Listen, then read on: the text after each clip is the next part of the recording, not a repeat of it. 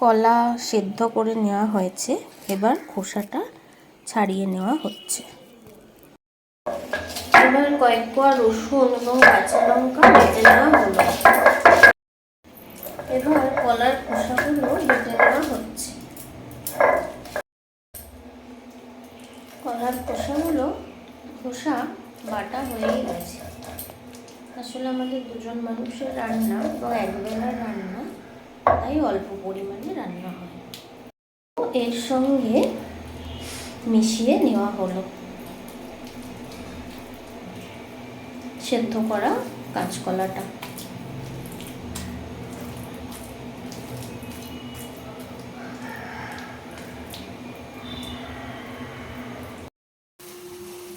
কড়া গরম করতে বসানো হয়ে গেছিল, এবার তেল দিয়ে দেওয়া হলো।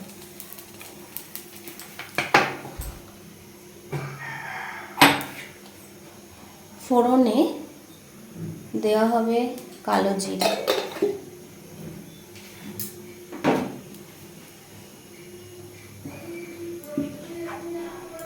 এরকম কালো কালো হয়ে গেছে কেন? কালো জিরে দিয়ে দেওয়া হলো, আর রসুন এবং কাঁচা লঙ্কা বাটাটাও দিয়ে দেওয়া হলো।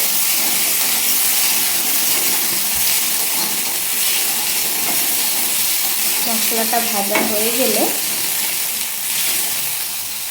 বেটে রাখা কলার খোসা আর কলা সেদ্ধ যেটা একসঙ্গে মিশে রাখা হয়েছিল তা দিয়ে দেওয়া হলো।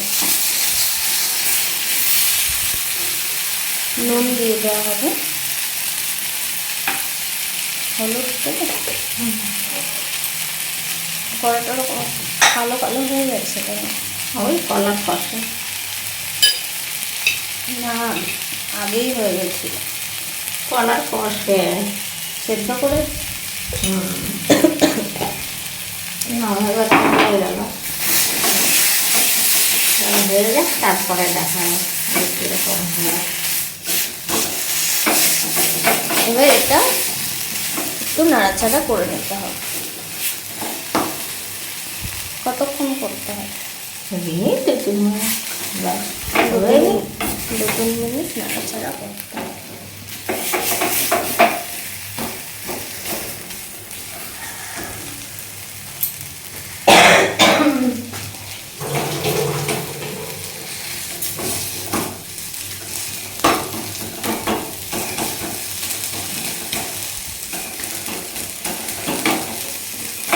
হয়ে গেছে? না না, দেরি আছে। এবার নামিয়ে পরে দেখাচ্ছি। এতক্ষণ কেউ করে না। এবার একটুখানি চিনি দিয়ে দিতে হবে।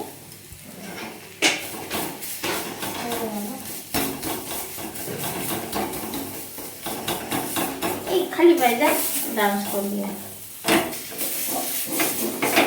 হয়ে গেছে। এবারে হলাম না, দেখাবো না পরে। এটা আর কতক্ষণ লাগবে? এই আর 2-3 মিনিট।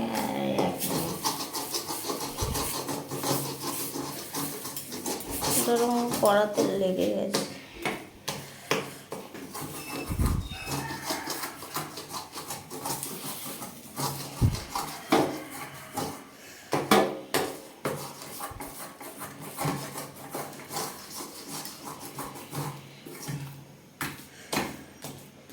এই পাশে একটু পড়ে যাবে।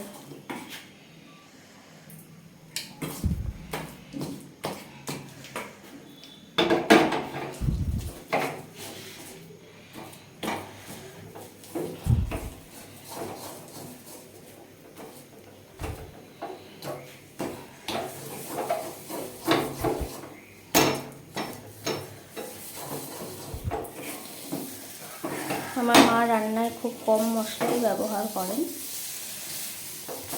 তেল মশলার ব্যবহার আমাদের বাড়িতে রান্নায় নেই।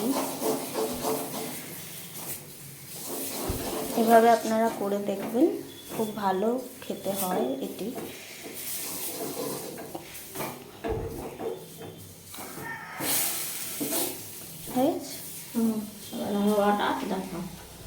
এটা হয়ে গেছে। এরকম হলে নামিয়ে নিতে হবে।